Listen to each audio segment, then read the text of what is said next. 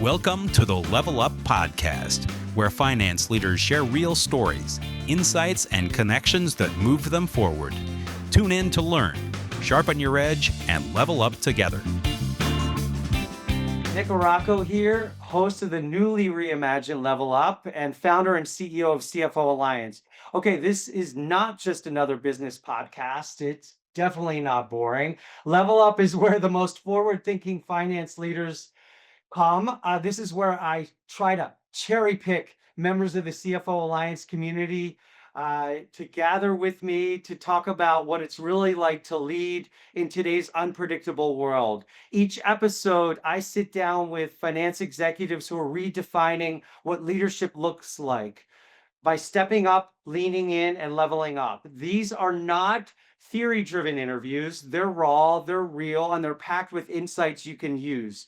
Past guests of Level Up include players, I call them, like Jennifer Usum of iHeart EBITDA. Let's see who else. Peter Nesbitt of Series X Capital, and visionaries like Ilana Esterich and Aaron Wilkins from Human IT. So if you're a finance leader, a rising star, somebody navigating change, challenge, or opportunity, this is your podcast. So today I have a CFO Alliance Global Advisory Board member, a friend, Sumeet Agrawal, with me. And we're going to dive into Sumeet's own journey, his insights, his leadership vision, his story in just a moment.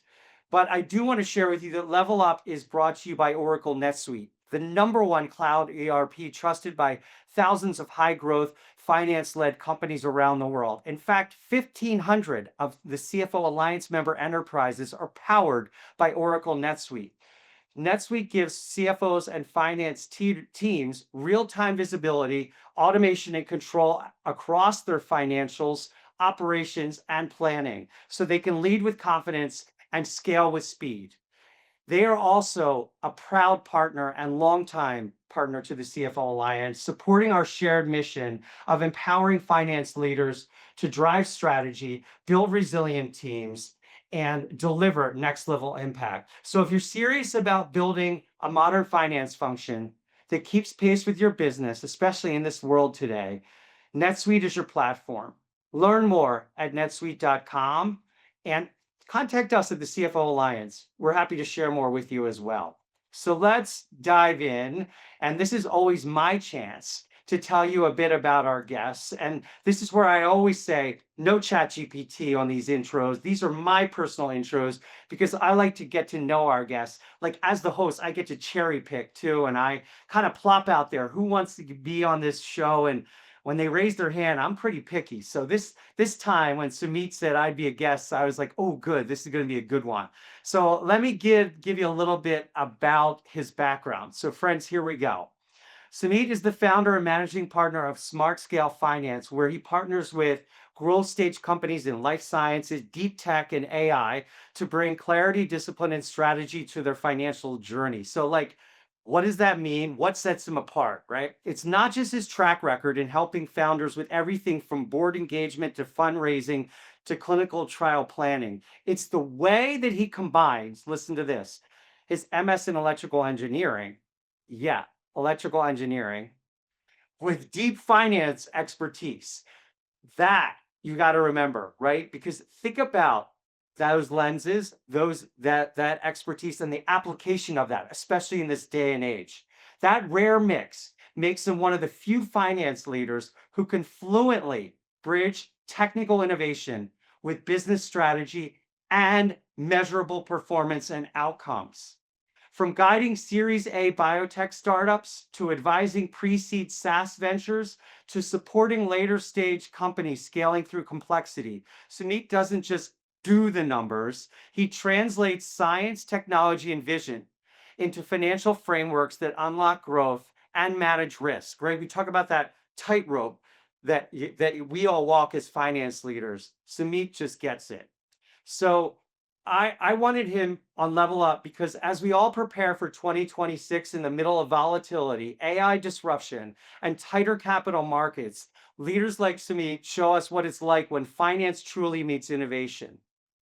His story proves that the best CFOs of the future won't just manage balance sheets, they'll architect the bridge between bold ideas and sustainable businesses. When I go into the Bay Area to bring our finance leaders together, Sumeet is there to make sure we balance that equation. So let's jump right in and hear directly from Sumeet about some of the experiences that have defined his journey. Sumeet, welcome. We have so much to talk about. Wow, thanks for having me and that amazing introduction. Wow, thank you, Nick. And shout out to NetSuite. I implemented NetSuite in my last company. So yeah, shout out to them. So, so first off, you knew I was going to pick that electrical engineering background because, like, anytime something comes into the CFO Alliance community, especially like these tech first looks that we're getting a lot of now, I immediately think of you. But I would be remiss if I didn't start with this bridge Hmm. from that electrical engineering background to that finance bridge, and then that finance bridge into finance leadership. Tell us about that, like that walk to that from EE, I call it, to finance. Yeah, it wasn't exactly planned. Let's start with that. But I graduated with an engineering degree uh about 20 years ago now.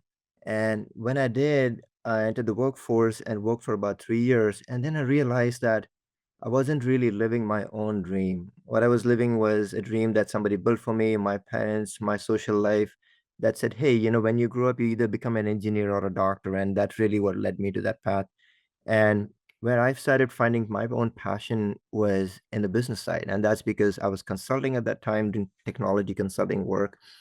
And when my clients would throw out names like AP, AR, I'd be like, I don't exactly know what that is. And I would Google it up. But really, like, how do I help a business really effectively? So if I just try to like stumble around the basic words.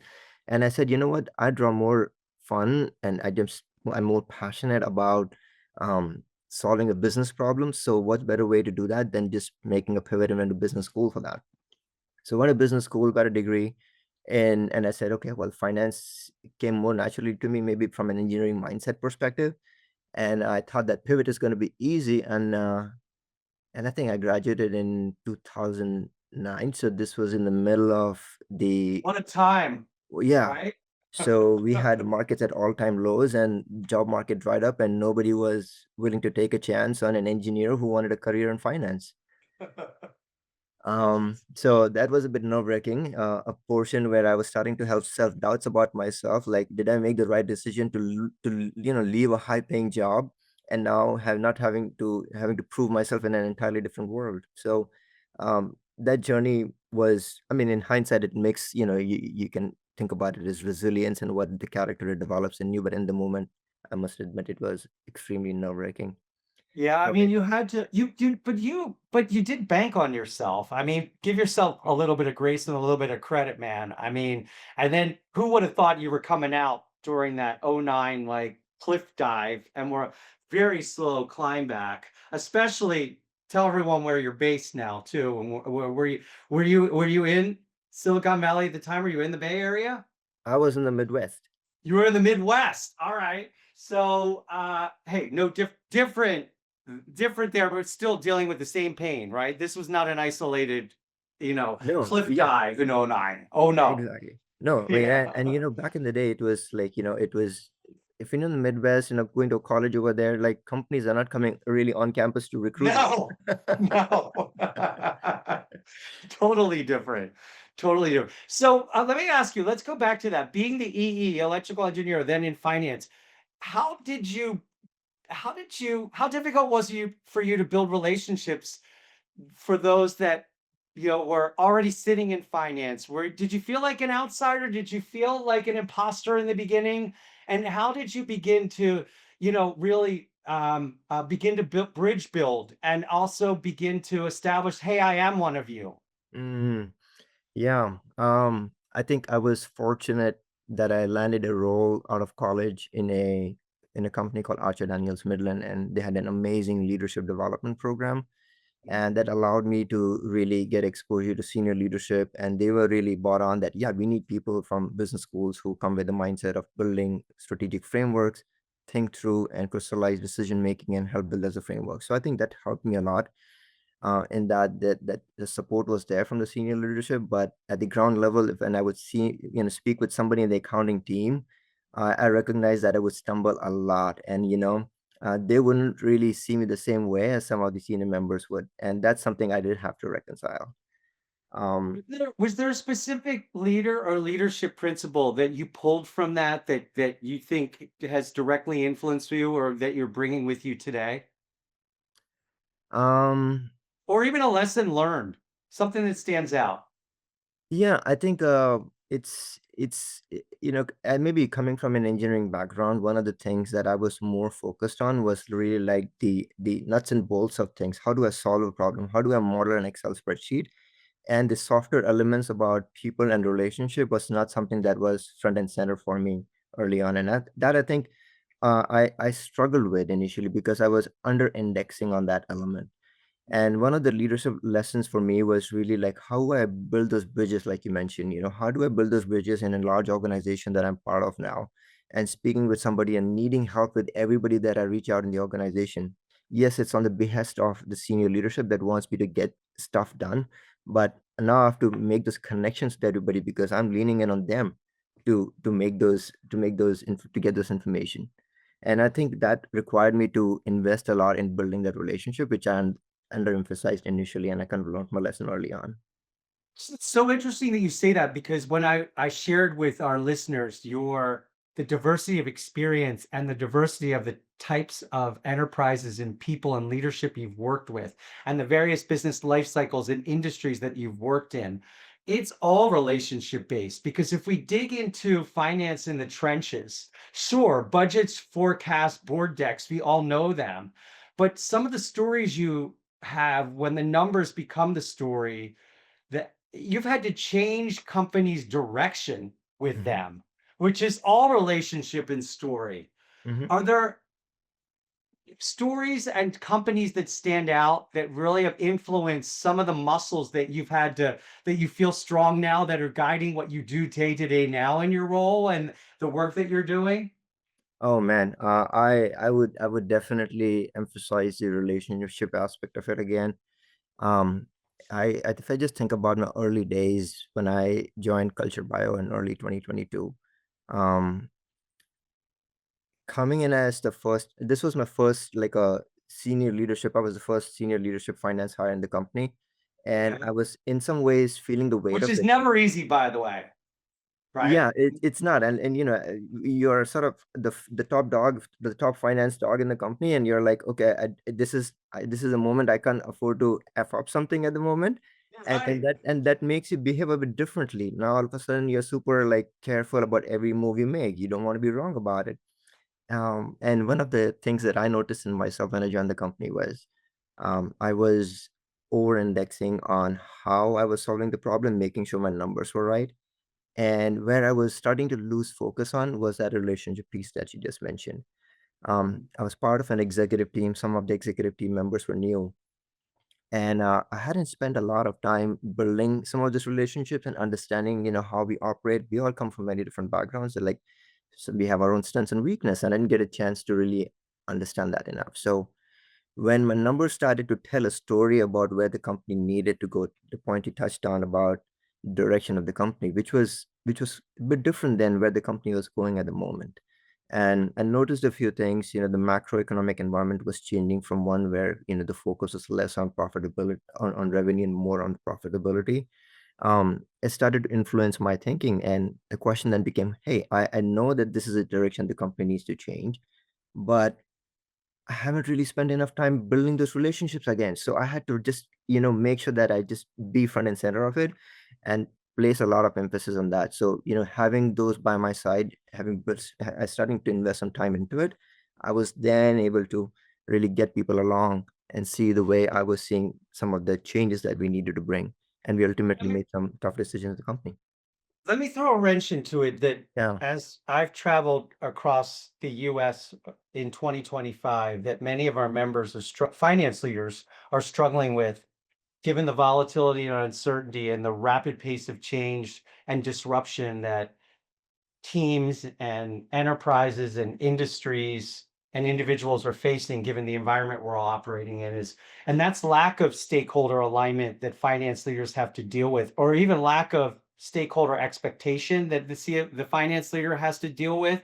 So what advice do you have for finance leaders who are managing an expectation of a CEO that's different from an investor, that's different from a board, that's different from a chief revenue officer, that's different from one of a team member, that's different from a customer, that's different from an employee? I mean, we're at the center. We've almost become a hub for Mm, all of that. And it's a hard place to sit at times. mhm. And you talk about relationship, and you talk about also the draw on our drag on our time and the responsibility you have and the need to invest in those relationships. What if there's lack of alignment Mhm. in expectation as well? Do you have advice on how you've dealt with that before? Because look at the stage of companies you've worked with. How many times have you dealt with lack of alignment there? Many times, I bet. Yeah, it's what's interesting is that we as finance leaders tend to wear a lens which is extremely unique than any other functional leader in the company. That's right.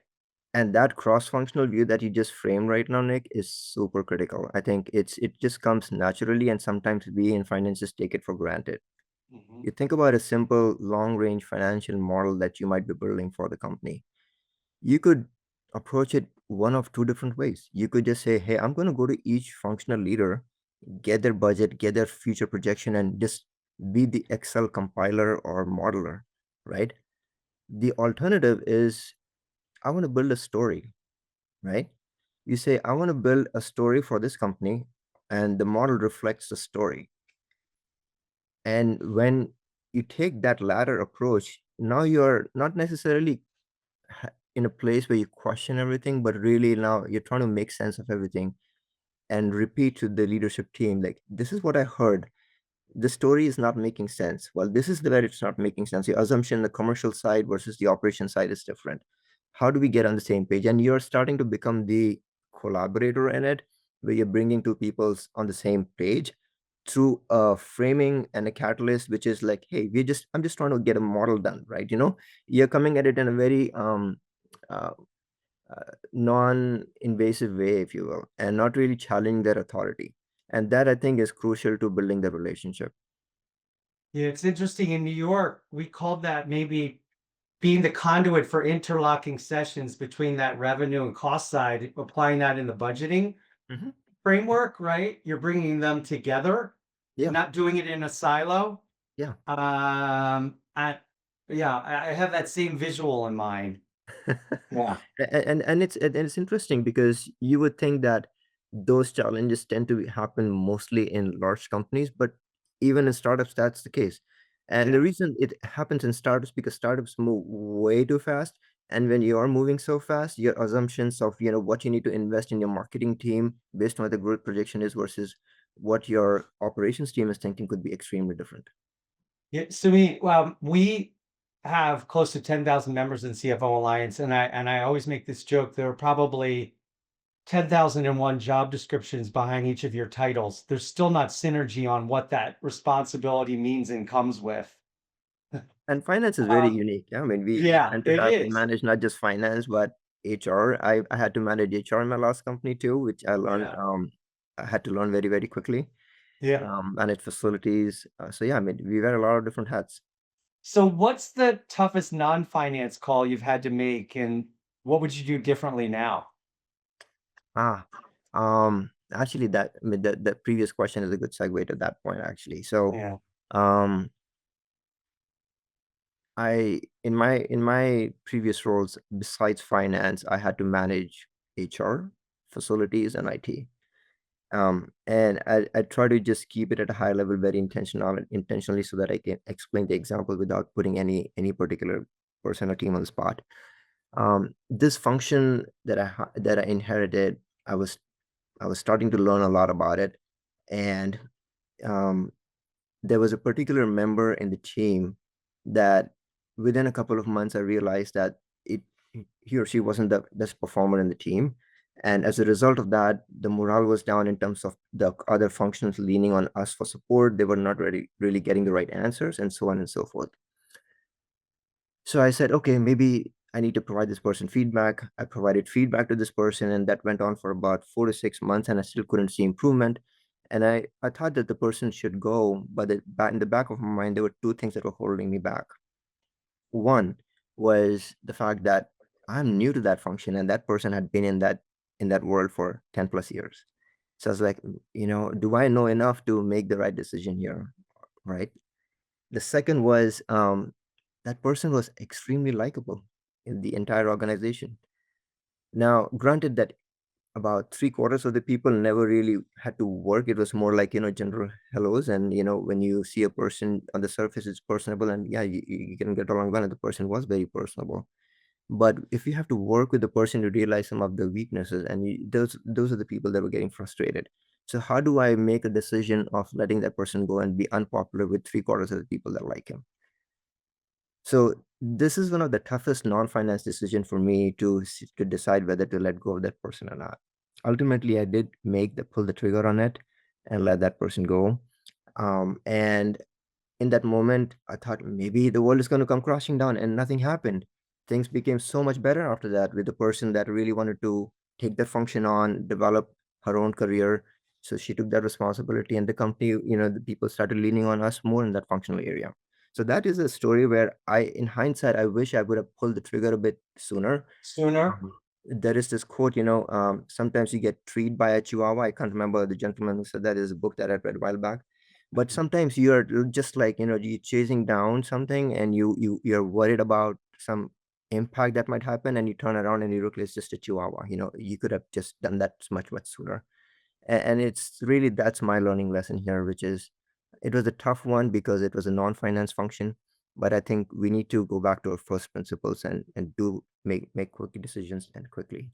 Yeah, and you know what? Those people, when you do have to make those changes, you're making them not only on behalf of the team and the enterprise, but also on behalf of that individual as well. That person had been in the role for more than 10 plus years, and they deserve to be successful, likely somewhere else as well Mhm. too.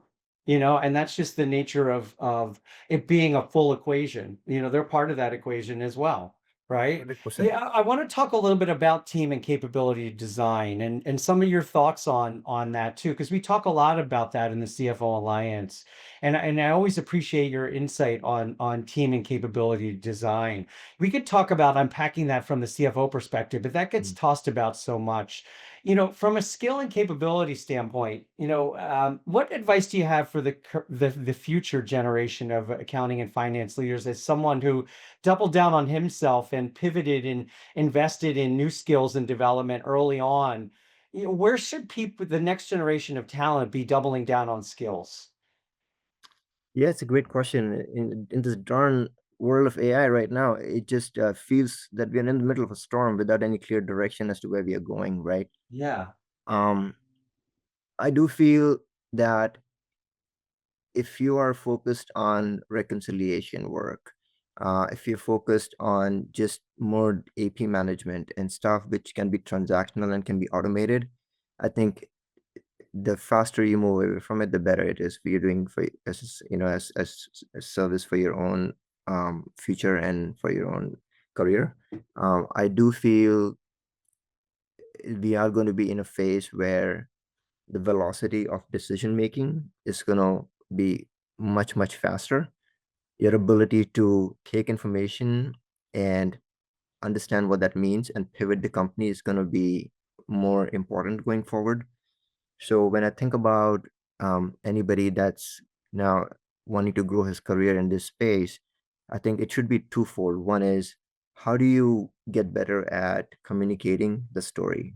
It's the storytelling element. ChatGPT is never going to be able to tell you. It can assist you, but you are the one who have to tell the story for your company. So investing any time into building that muscle, I think, is going to be super important. Um, the second one is really about building the relationship. Um, The you two are go hand in hand. The two go hand in hand. Absolutely, Yeah. absolutely. So I think it's really, I think that's a complement. That's a complementary aspect to it. Spending time to build that relationship, because it's really, your information is not going to come in that from that sandbox that you're in. Your sources of data need to be highly cross-functional so that you're making good, rich decisions for the company. And again, it comes down to having this relationship. You can get the right information. You have the velocity with the modern set of AI tools to be able to crunch the numbers. But ultimately, the front end of it, which is gathering the data, and the back end of it, which is telling the story, you got to own it. Can I throw a concept at you that I think you'll understand where I'm going with it? Because it hits it home with this. Both of those concepts around storytelling and relationship.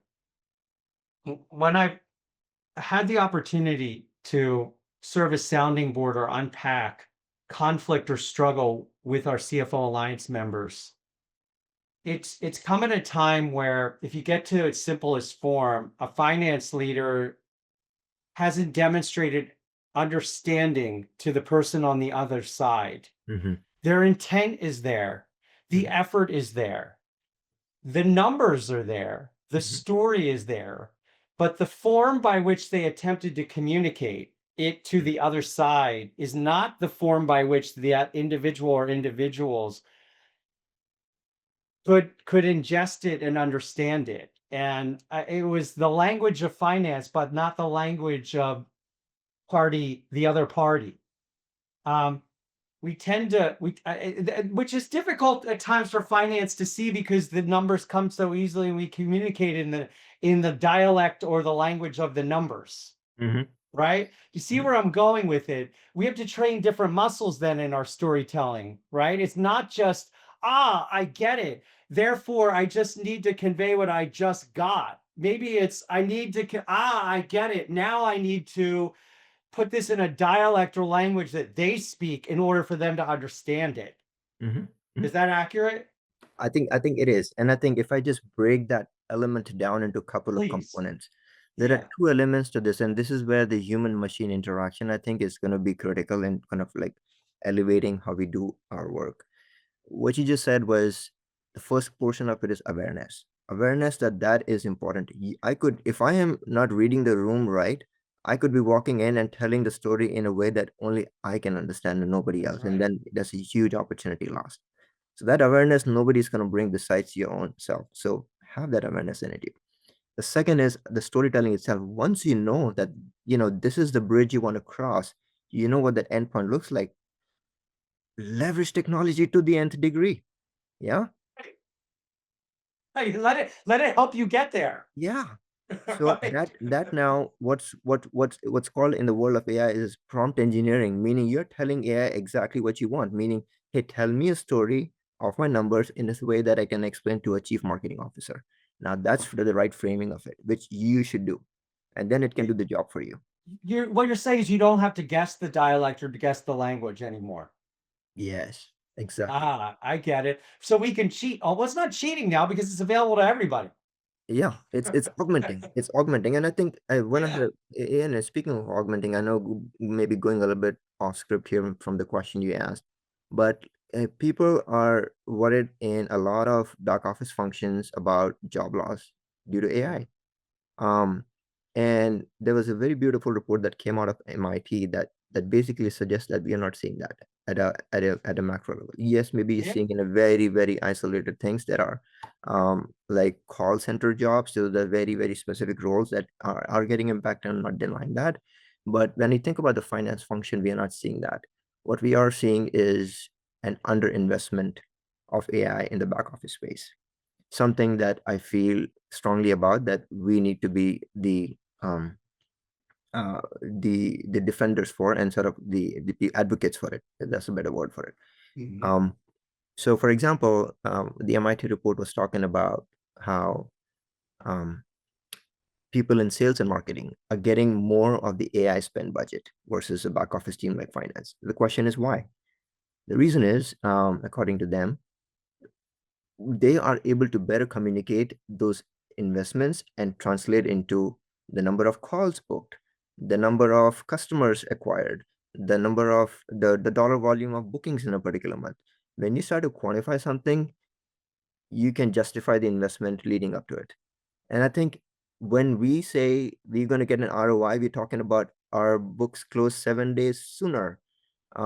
We were able to pay a bill more accurately. We were able to, so I think those KPIs are more qualitative, and the value that they offer is more second or third order degree, and that's preventing companies from investing in finance. And I think we as finance leaders need to be really, um, maybe pounding the table is too strong of a word, but really be strong advocates for it, that investment should happen, because I think that's where the most value is going to be unlocked.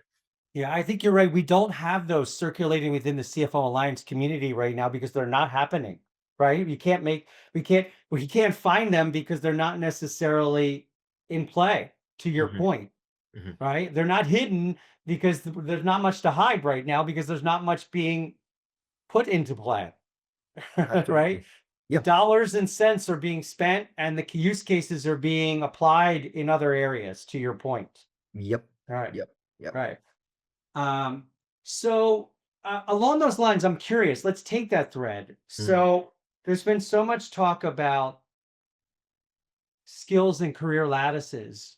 So I talked a few months ago about the fact that movement from CFO to CXO, there's been no change in the number of CEOs in large enterprise coming from the office of the CFO. It's about 4% in the largest enterprises. And why is that? Let's project out a decade from now. CFO to CXO, a different role. Is there going to be a trend of migration of, if I'm not a CFO or I migrated from CFO, I'm now CFO to what? Do you think there's going to be a newly created role, or do you think a CFO is going to take on another level of role or responsibility of somebody else, or it doesn't exist? Do you see something coming? Play a little bit of futurist for the future CFOs. Wow, that's always hard. I have a perspective on that, but maybe I think, and it's really a function of the industries that you operate in as well. Yes, Um, true. a lot of my clients now, and the companies I worked for in the past, have been in the biotech or life sciences space, where I think you kind of, the jump from a CFO to a CXO, as in the CEO, becomes more tricky, because it's just the kind of Yeah, the skills you need different is different extremely higher different. different process, different hierarchy of, yeah, of need, we'll call Yeah, it. Yeah. yeah. Where I do see that to be a trend, is a very natural one, is a CFO transitioning into a broader chief administrative officer role, where you are managing not just finance, but you're also managing HR, you are managing facilities, you're managing IT. And yes, some of the organizations already do that, but it's sort of like a stepchild way, treating that as a function that it's within your periphery for until you grow to a certain size. And where I see that to be meaningfully changing is where the CFO can really own that function and execute on it more effectively, and provide that leadership that's needed even as the company scales up. Why do I say that? I Yeah. say that because I think, again, it goes to the lack of friction that is going to start to happen in the workplace. Meaning, if I have a I'm the head of finance. If I have a challenge in the HR function, where I am seeing I need to reach out to a law firm to get their inputs on something, or I need to reach out to a employment consultant or to a compensation consultant. A lot of those first order questions now can be addressed, and the information is at my fingertips with a lot of AI tools now. True. With the elimination of the friction, you are now moving towards your decision make. You're making your decisions faster, or at least you are cutting down on the time it takes before you have to reach to a subject matter expert. And that, I think, translates into you having a better sense of what you need to do and do it more effectively. Uh, with that in mind, what's one capability or competency or area of skill you're going to commit to work on in the year ahead, you personally? Ah, in as an introvert, and as someone who has been an engineer and followed the finance path, one area that has evaded me and eluded me for a long time is business development. Oh, And wow. I never had to do it. Yeah. And what I'm finding, since I started my own fractional business earlier this year, is that's critical to the success of my business. It's not something that I am naturally gifted and good at, but it's something that I'm trying to improve on every single day. So I'm giving myself, and I'm actually enjoying it. What I'm finding is that as I'm trying to build this new muscle, I'm actually enjoying it, And I want to continue to invest in myself, in that new muscle that I'm developing, and see if I can expand on that. Well, this is a step in that process and effort. So this is hopefully helping. So and people do work with people they know, like, and trust. So I'm going to ask you this question: what's something that most people do not know about you? A quirk, a habit, a ritual, or something unexpected that you'll share? Oh man, yeah, people wouldn't know that. This is goes way back when I was in college. And the reason I share is because I think there is some skills that which is I still hold on to, the values I hold on to because of that.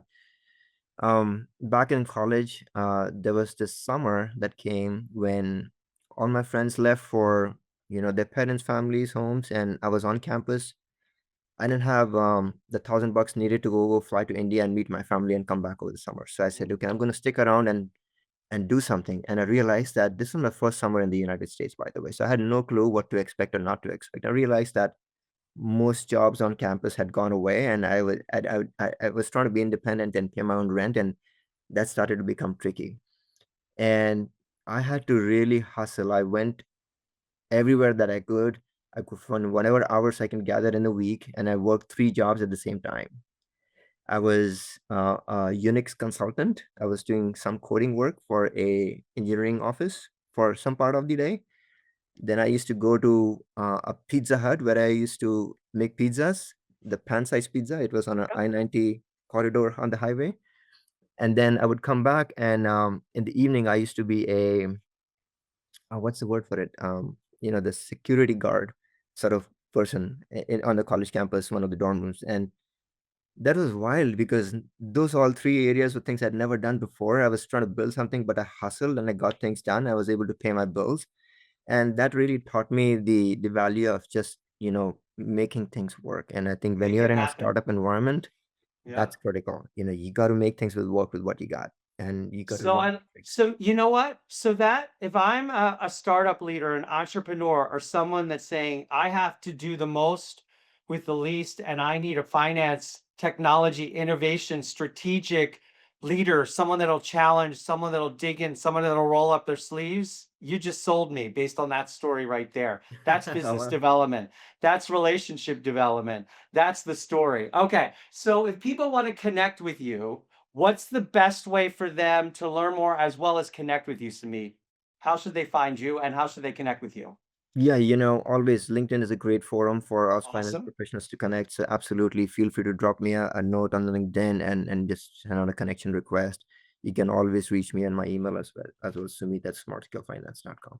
Awesome. Awesome. So as you pick up these next clients, these next gigs, take them through their journeys and you continue to capture and pick up and develop your own. Will you come back and join us again?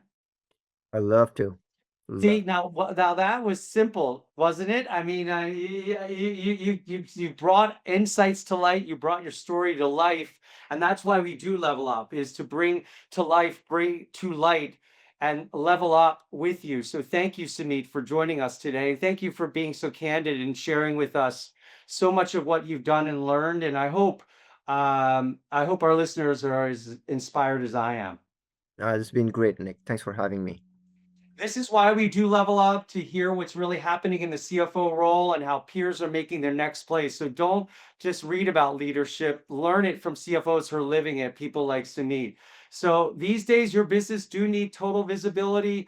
They need everything, anything that impacts performance, real-time cash flows. That's once again why we partner with NetSuite by Oracle, the #1 cloud AI ERP, trusted by 42,000 businesses. So they have resources, including free ebooks, navigating global trade, things we need right now, insights for leaders. Visit netsuite.com/CFO Alliance. So listeners, if you like this episode, please subscribe to Level Up. Stay tuned for more. If you have a recommendation or you want to be a guest, join me on Level Up, contact me, and please stay well, stay connected, and most importantly, you level up as well. Thank you again. Thank you for tuning in to the Level Up Podcast. Subscribe so you don't miss the next episode. More stories, insights, and connections to help you level up.